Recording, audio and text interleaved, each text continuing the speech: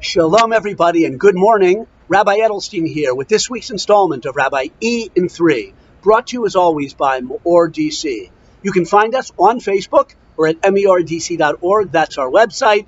You can find me, Rabbi E, usually downtown on the campus of GW University, where I am right now. Come, find me. We'll have coffee. We'll talk some Jewish wisdom. Today I'm going to share some Jewish wisdom with you. I'm actually outside of my Starbucks.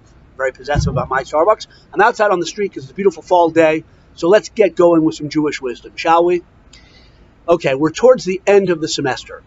And I can imagine a conversation like the following. Maybe a colleague or a student would say to me, Rabbi E, how was your semester?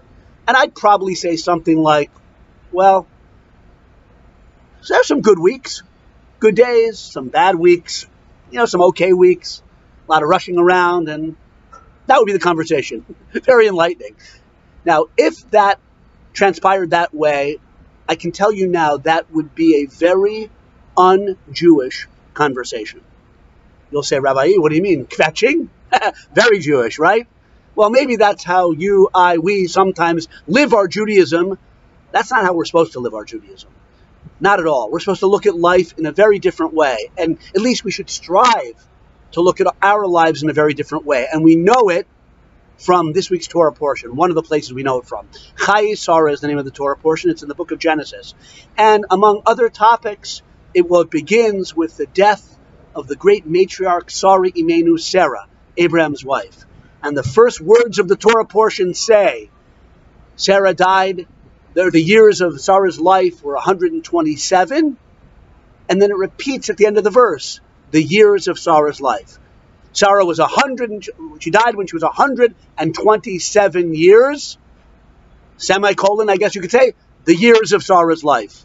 Why does it repeat at the end, that clause, the years of Sarah's life?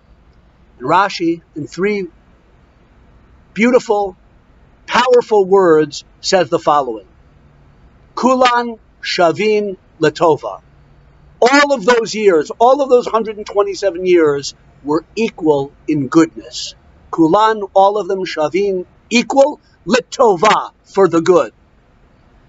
Okay, what does that mean? Especially what does that mean when you look at Sarah's life and you realize there were some bad times there. There were decades when she and Avram were childless, and she was praying for a child, and he was praying for a child. And there were famines they experienced. And there was the traveling, which wasn't easy in those days, and she was captured by Pharaoh, the king of Egypt. I mean, there were some pretty rough times, rough patches, bad years. No. Kulan shavin letova. All of them were equal in goodness. Because the Torah and our Judaism is trying to teach us that what we call good in this world and in our life is not fun times, exciting times, glamorous times.